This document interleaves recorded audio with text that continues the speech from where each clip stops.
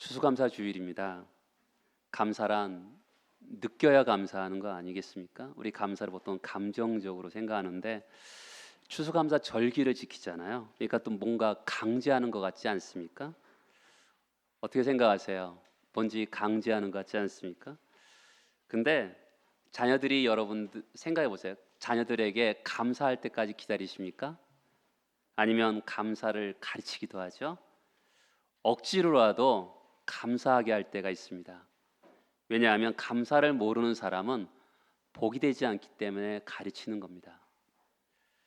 하나님을 믿으면 어려운 일조차도 감사하게 됩니다. 결국 모든 일이 감사의 이유가 될 것이라고 믿기 때문에 그렇습니다. 감옥과 수도원의 차이를 아십니까? 감옥과 수도원은 어떻게 보면 비슷한 면도 있습니다. 외부로 차단되어 있고요. 한번 들어가면 나오기도 어렵습니다. 자유도 없습니다. 그런데 차이가 있습니다. 수도원에는 하나님 말씀이 있고요. 감사가 있고 찬송이 있습니다.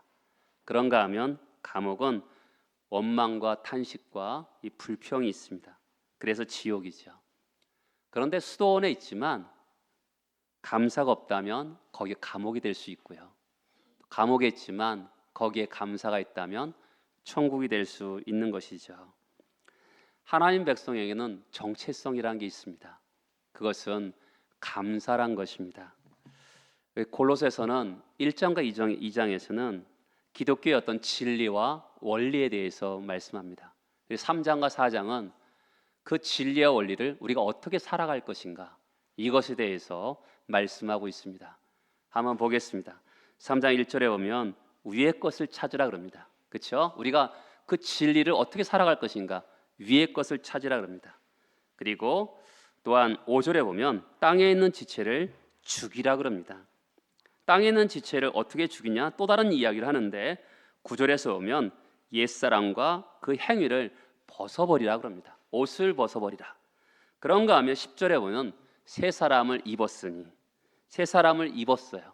또 새로운 옷을 입는데 12절에 보면 긍휼과 자비와 겸손과 온유와 오래 참으로 옷을 입는 겁니다. 그러면서 오늘 15절, 16절, 17절에 보면 감사의 옷을 입으라고 얘기하는 거예요. 그러니까 우리가 성경은 우리에게 기독교의 진리와 원리를 말씀하는가 하면 또한 그 원리를 어떻게 살아갈 것인가를 이야기하는데 그 중에서 바로 감사의 옷을 입는 감사의 정체성을 갖는 바로 기독교인임을 오늘 정확하게 우리에게 말씀하고 있는 것이죠. 헬런 켈러는 보지도 못하고 듣지도 못하고 말하지도 못하는 사람입니다. 근데 그런 사람이 대학을 졸업하고 또한 우동생으로 졸업하고 많은 책을 저술합니다. 노년에 이르렀을 때 한 신문 기자가 그렇게 물었어요. 이 땅은 하나님께 불평하고 싶은 마음이 없었습니까? 그때 헬런 켈러가 단호하게 대답합니다. 없습니다. 나는 하나님의 은혜를 생각하면 감사하기에도 시간이 부족합니다. 그녀가 임종 때 참으로 나의 인생은 아름다웠다 이러면서 임종을 합니다. 그녀가 한 번은 내가 3일 동안 볼 수 있다면 이라는 글을 썼습니다. 첫째 날, 둘째 날, 셋째 날. 정말 자기가 사랑했던 서드번 그러니까 설리번 선생님을 한번 보고 싶고 그 다음에 하늘에 뜨는 태양과 또 밤에 지는 별을 보고 싶고 그 다음에 상품이 전시되어 있는 쇼 윈도를 보고 싶고 그리고 마지막 사흘간 눈을 뜨게 하신 하나님께 감사 기도를 드리고 싶습니다. 이렇게 말을 합니다. 이 헬런 켈러 여사는 믿음의 사람이었음에 틀림이 없습니다. 그런데 우리 주변에는 감사보다는 불평과 불만이 많습니다. 감사를 모르는 이유가 뭘까요? 그것은 너무나 주변에 있는 것을 당연하게 여기기 때문에 그렇습니다. 제가 어느 날 이제 교회에서 어떤 권사님이 저에게 밥상을 차려주셨어요. 그리고 그냥 일어났습니다. 그래도 권사님 저한테 뭐라 그러시냐면 목사님은 밥상을 차려줬으면 고맙습니다 하고 일어나야지 그냥 일어났다는 거예요. 또 제가요 성도들이 밥을 사주면 밖에서 밥 사주면 제가 고맙습니다 뭐 하면 항상 고맙습니다 하는데 밥을 먹은 다음에 제가 고맙습니다 한 적이 없는 거예요. 집에서도 그런 것 같아요. 집에서도 아내가 차려주면 고맙습니다 해야 되는데 제가요, 그러니까 우리 아내가 저한테 가끔 가다가 감사하라 그러는데 저는 꿀 먹은 벙이처럼 가만히 있을 때가 많거든요. 이거 오늘 말씀을 준비하면서 제가 사실 회개했어요. 왜냐하면 너무나 당연한 것에 대해서 내가 이제 감사가 적었구나. 그것에 생각이 들었습니다. 그러니까 우리가 왜 감사를 모르는 이유는요, 너무나 당연하고 생각하기 때문에 그렇습니다. 사도 바울은 골로새서에서 감사라는 단어를 여러 번 씁니다. 골로새서는 감사의 서신이라도 볼 수 있어요. 1장 3절에 보면 우리 주 예수 그리스도의 아버지께 감사하노라. 12절에 보면 아버지께 감사하게 하시기를 원하노라. 이렇게 감사의 주제를 다루고 있습니다. 여러분, 우리가 정말 감사해야 될 이유가 뭘까요? 그것은 하나님을 믿기 때문에 그렇습니다. 명절에 많은 분들이 집으로 내려가죠. 왜 그렇습니까? 어머니 아버지가 계시기 때문에 그렇습니다. 어머니 아버지가 작년에는 이것을 뭘 해주셔서 그렇고 올해는 뭘 해주셨기 때문에 그런 것이 아니라 그냥 부모님이 계시기 때문에 고향을 가는 겁니다. 감사절기를 지키는 것도 마찬가지죠. 하나님 때문에 감사의 절기를 지키는 겁니다. 독일의 한 성도가 혀암이 생겨서 혀를 절단하게 생겼습니다. 수술하기 직전에 의사가 마지막으로 하고 싶은 말이 무엇입니까? 라고 물어봤을 때 성도는 잠시 생각하면서 이렇게 눈물을 흘리며 세 마디를 합니다. 하나님 감사합니다. 하나님 감사합니다. 하나님 감사합니다. 평생 말을 못하게 될 때 가장 아쉬운 것이 그 하나님 감사합니다라는 말이었던 것이죠.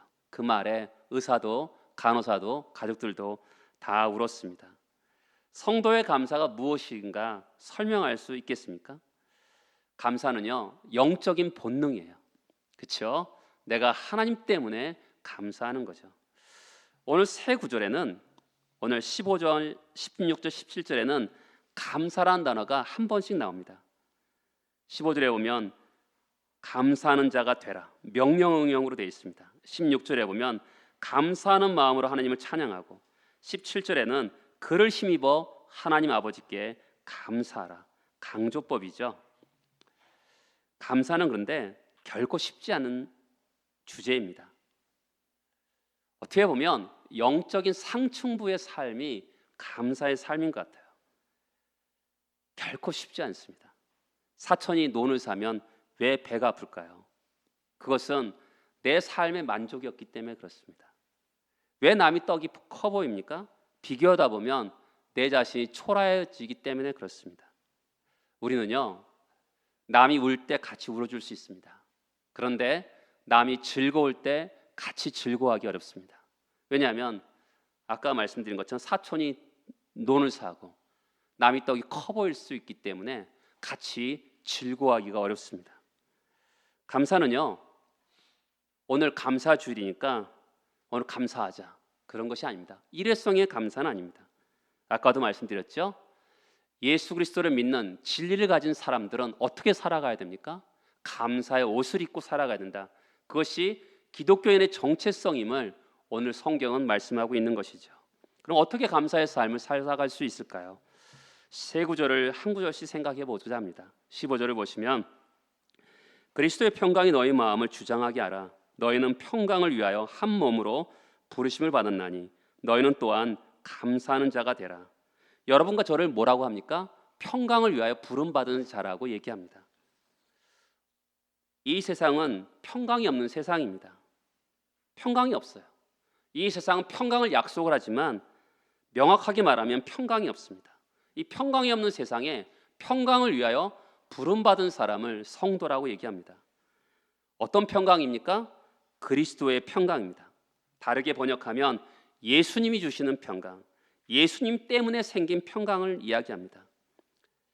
세상 사람들은 끝없이 자기를 채찍질합니다. 더 나아져야 돼. 괜찮은 사람이 돼야 돼. 더 훌륭한 어떤 존재가 돼야 돼. 끝없이 미래에 대해서 기대를 가지고 자기를 채찍질합니다. 그런 자기를 채찍질하는 세상에 거기에 무슨 평강이 있겠습니까? 그런데 예수 그리스도는 우리에게 어떻게 하십니까? 자격을 따지지 않습니다. 조건을 따지지 않습니다. 아무것도 없는데 거기에 은혜를 베푸는 것이죠. 거기서 오는 평강입니다. 사도 바울이 항상 우리에게 은혜와 평강이 너에게 있을지어다라고 합니다. 평강은요, 항상 은혜가 만들어주는 평강입니다. 조건과 자격이 없는데 나에게 은혜를 주셨습니다. 하나님과 원수되었을 때, 내가 연약했을 때, 우리가 죄인 되었을 때 예수 그리스도께서 우리를 위해서 아무 조건 없이 죽으셨습니다. 은혜가 있었던 거죠. 거기로 말미암는 평강이 있습니다. 그러면 지금 하나님의 자녀가 되었습니다. 하나님의 자녀가 되었는데 하나님이 그 가운데 예전에도 원수 되었을 때도 은혜를 베푸셔서 나에게 주님께서 주시는 평강을 주었는데 지금은 얼마나 더 폭포수 같은 은혜를 베풀어 주시겠습니까? 거기에로 말미암는 평강이죠. 하나님께서 나에게 분명한 은혜를 계속적으로 주신다. 나는 그것을 믿음으로 말미암는 평강을 이야기하는 것입니다. 세상은 어려움이 없는 것을 평강이라 그럽니다. 문제가 없는 삶을 평화라고 합니다. 그러나 이 세상에서 문제 없는 삶이 가능합니까? 불가능합니다. 그렇지 않아. 인생은 질고와 아픔의 연속입니다. 슬픔이 있고 문제가 있습니다. 그런 삶의 자리에 있더라도 실패가 있고 가슴 아픈 질고가 있고 눈물이 가득한 삶을 경험한다 하더라도 예수로 말미암는 평강, 그것을 성경은 이야기합니다. 그리스도 때문에 오는 평강. 여러분, 다시 한번 말씀드리지만 은혜가 만들어주는 평강입니다. 예수의 은혜, 폭포수 같은 내리는 그 은혜를 한번 묵상해 보시면 그 은혜로 말미암는 평강이 우리에게 있게 되는 것입니다. 따라서 한번 해보시겠습니까? 그리스도의 평강이 너희 마음을 주장하게 하라. 이 주장하게 하라는 말이 중요합니다. 심판을 본다는 거예요. 여러분, 축구 경기에서 심판이 규칙에 따라 우리 경기를 잘 이끌어 가잖아요. 그런 것처럼 그리스도의 평강이 심판을 보는 거예요. 우리가 때로는 우리 마음에 불평이 일어납니다. 그리고 때로는 우리 마음속에 감사가 일어납니다. 끊임없이 일어나는 이 불평과 감사의 속에서 그리스도의 평강이 심판을 보는 거예요. 조정하고 중재하는 겁니다. 그럼을 통해서 죄성에서 벗어나 그리스도의 평강이 우리를 마음을 지배할 수 있도록, 그래서 감사가 넘치게 하는 그런 전략을 쓰는 거죠. 이 세상에는 염려할 게 너무나 많습니다. 한 치 앞도 내다볼 수 없는 예측 불허의 세상입니다. 가장 많은 고통이 뭡니까? 자녀로 말미암는 고통입니다. 어쩔 때 보면 자녀가 고통을 당하면 내가 당하는 게 낫지, 이런 생각이 들기도 합니다. 그러나 자녀들은 내 뜻대로 되지 않습니다. 부모 뜻대로 되지 않아요. 자녀가 다 커도 부모의 가장 염려해야 하는 대상입니다. 그런데 염려와 근심이 우리를 주장하면 어떻게 되겠습니까? 안 되는 거죠. 성경은 어떻게 합니까? 그리스도의 평강이 우리를 주장하게 하라, 심판관이 되게 하라, 거기에 따라서 잘 이끌어가라고 우리에게 말씀하고 있는 것이죠. 그리스도의 평강이 우리의 마음을 판단하는 거예요. 이끌어가도록. 그게 예수 믿는 사람다운 거죠. 여러분 가운데 마음에 힘든 분들이 계십니까? 이 말씀을 계속적으로 묵상해야 돼요. 그리스도의 평강이 심판관이 되어서 나를 이끌어가도록. 염려와 근심이 생길 때마다 어떤 말씀이 떠오르죠? 그리스도의 평강이 나를 주장하게 하라. 이 말씀이 끊임없이 내 마음속에 있을 때 이 말씀이 나를 이끌어가는 것입니다. 이 평안을 어떻게 얻을 수가 있겠습니까? 아무것도 염려하지 말고 오직 모든 일에 기도와 간구로 너희 구할 것을 감사함으로 하나님께 아뢰라. 그리하면 모든 지각이 뛰어난 하나님의 평강이 너희 마음과 생각을 지키시리라. 그리스도의 평강이 너희 마음을 주장하게 하라. 그래서 어떻게 해요? 기도하는 것입니다. 언제까지요? 마음이 평안할 때까지. 그러나 거기서 그치면 안 되죠. 감사가 나올 때까지 멈추면 안 되는 것이죠. 그렇죠? 감사가 나올 때까지 기도하는 겁니다. 우리가 왜 기도하다가 처음에 들어갈 때는 원망과 불평이 할 때가 많습니다. 근데 우리가 어떻게 하죠? 감사가 나옵니다. 결국에는 기도가 할 때 깊은 기도로 들어가면 원망에서 감사가 나와요. 왜요? 은혜의 보좌 앞에 나갔기 때문에 그렇습니다. 하나님을 만나는 자리이기 때문에 그런 것이죠. 두 번째는요, 16절에 보면 그리스도의 말씀이 너희 속에 풍성히 거하여 모든 지혜로 피차 가르치며 권면하고 시와 찬송과 신령한 노래를 부르며 감사하는 마음으로 하나님을 찬양하고. 우리 처음에 봤던 눈여겨볼 말씀은 그리스도의 평강이잖아요. 두 번째는 그리스도의 말씀입니다. 그리스도의 말씀이 어떻게 해요? 거한다는 거예요. 이 거한다는 건 오이코스인데 집이라는 겁니다. 우리 생각 속에 하나님 말씀이 집을 짓고 산다는 것이거든요. 말씀이 손님처럼 왔다 갔다 하는 것이 아니라 집에 거하는 것을 말합니다. 여러분, 우리 안에 무엇을 채우느냐가 굉장히 중요하거든요. 그렇죠?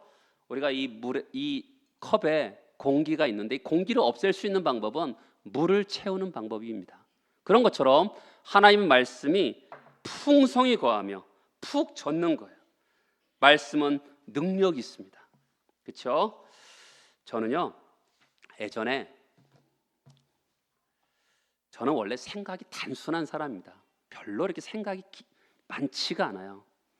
그런데 제가 옛날에 너무 몸이 아플 때는 사람이 몸이 너무 아프면 생각이 많아집니다. 생각이 꼬리에 꼬리를 물립니다.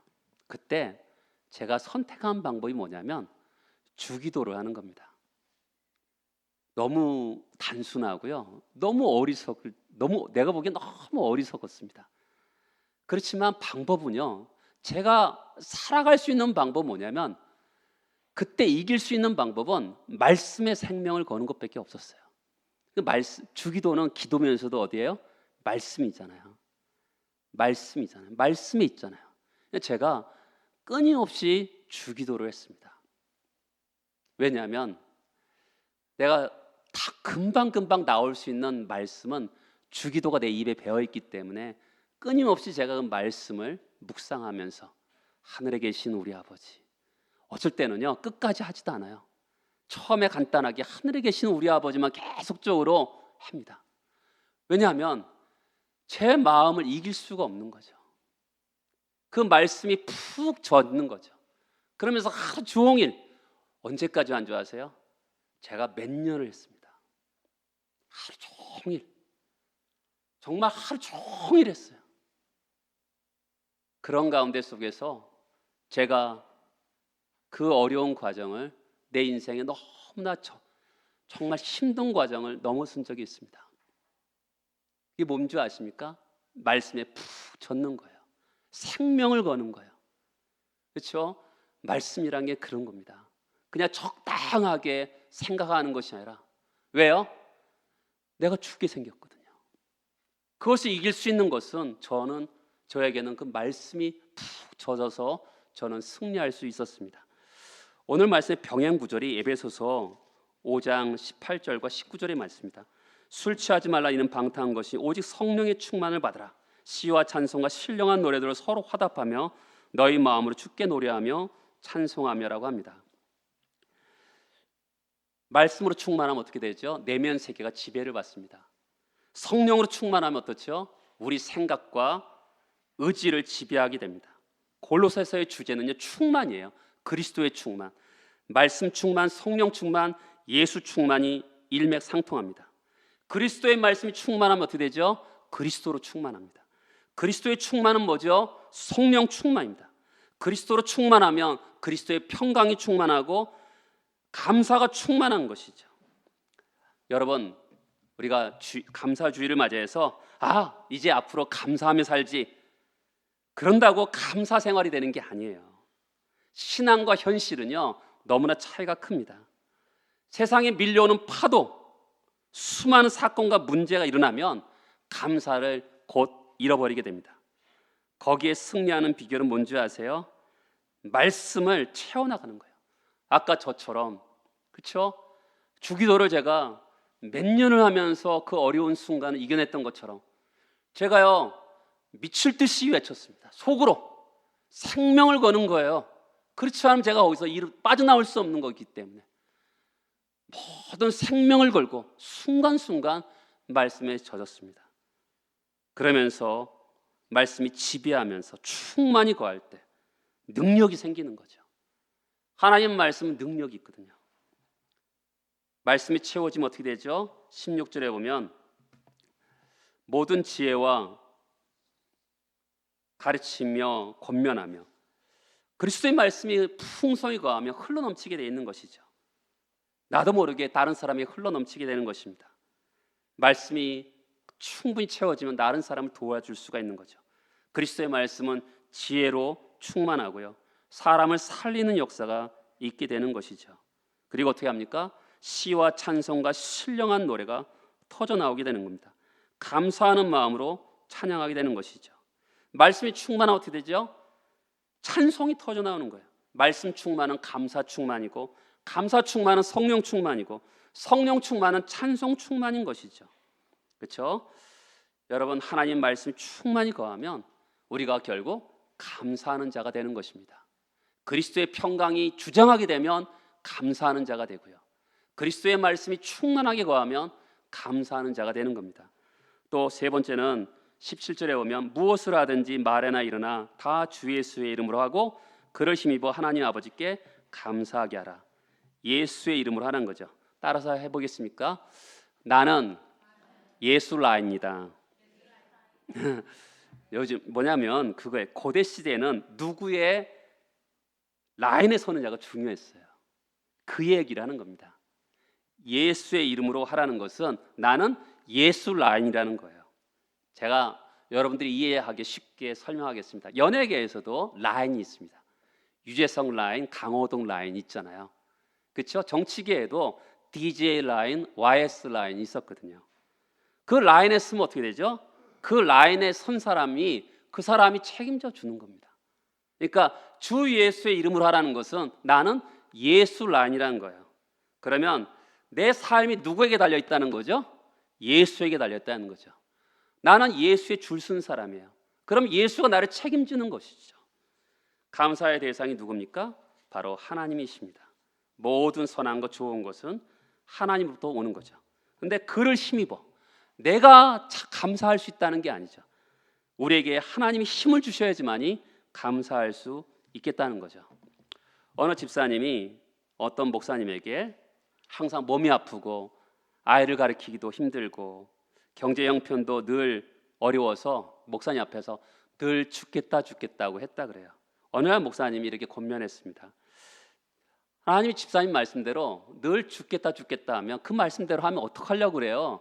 이렇게 약간 책망적으로 얘기했던 것 같아요. 이 말을 듣고 그 집사님이 한동안 말이 없었습니다. 그러다가 조심스럽게 하나님 감사합니다. 하나님 저를 병을 고쳐주심을 감사합니다. 우리 가정을 화목하게 하심을 감사합니다. 좋은 남편 주신 것도 감사하고요, 약한 몸으로 힘들게 아이를 낳았지만 그 아이가 건강한 아이 주신 것도 감사합니다라고 고백했다 그래요.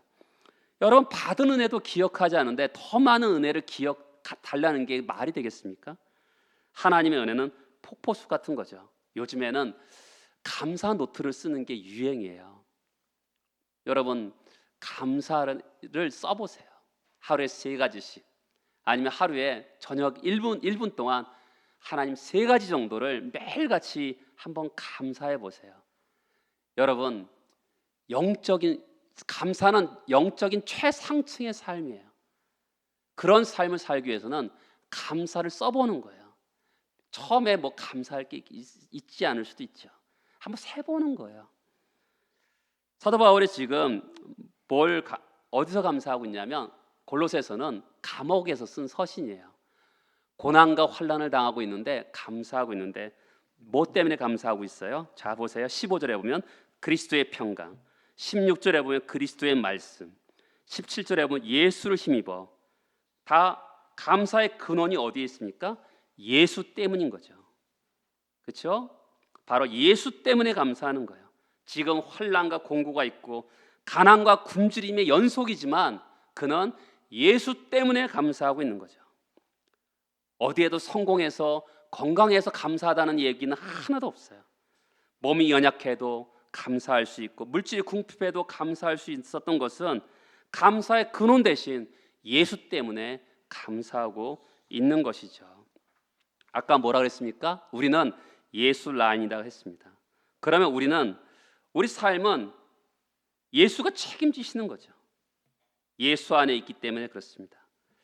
우리의 운명은 예수와 연결돼 있어요. 그렇죠? 유재석이라는 사람이 그 라인에 서면 그 사람을 계속 채용해 주잖아요.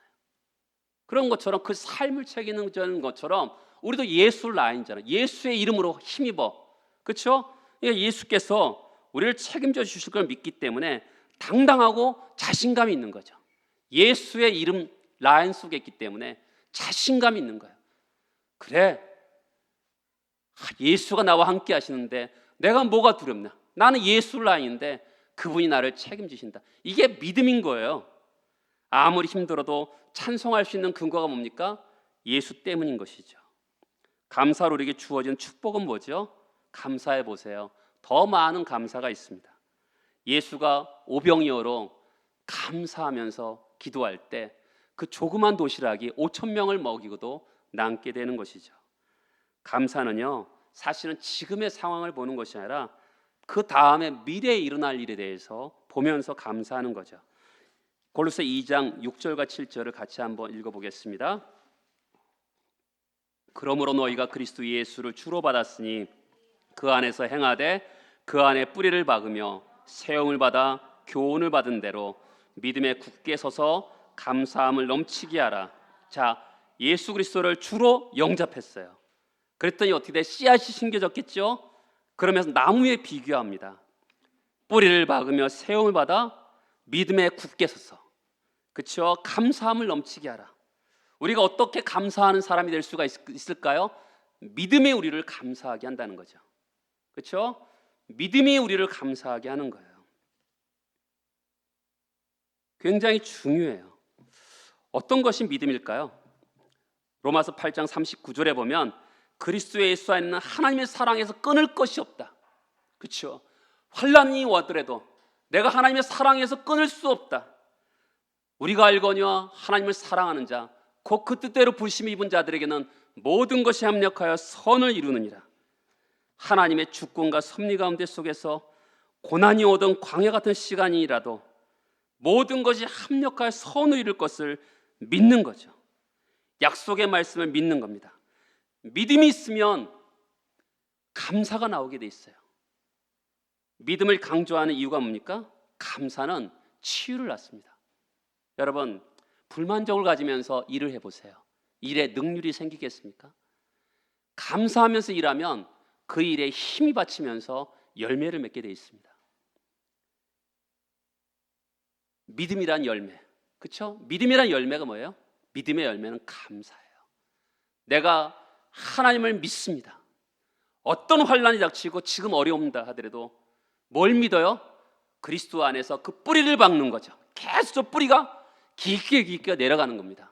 그러면 어떻게 되죠? 그 믿음이 결국 감사를 열매를 맺게 되는 것이죠. 아까 수도원에 인사를 했죠. 오늘이 제일 행복한 날입니다. 하나님께 감사합시다. 하나님의 관점에서는 우리 인생을 빚어가는 최상의 순간이 오늘이라고 믿는 것이죠. 미래는 알 수 없습니다.